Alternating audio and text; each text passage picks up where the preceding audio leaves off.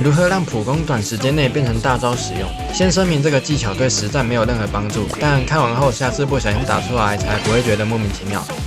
这个动作叫做大招取消，普攻的同时按大招，大招不会释放，但会有不一样的动作。现在我们把它加进血鬼的运球里，效果看起来会是这样。接着以这个动作为基础，再增加一个拉普攻的动作，就能让你的普攻在极短时间内变成大招。如果继续拉着的话，那就会变回普攻。对于实战没什么用，但可以拿来做一些看起来很酷的操作。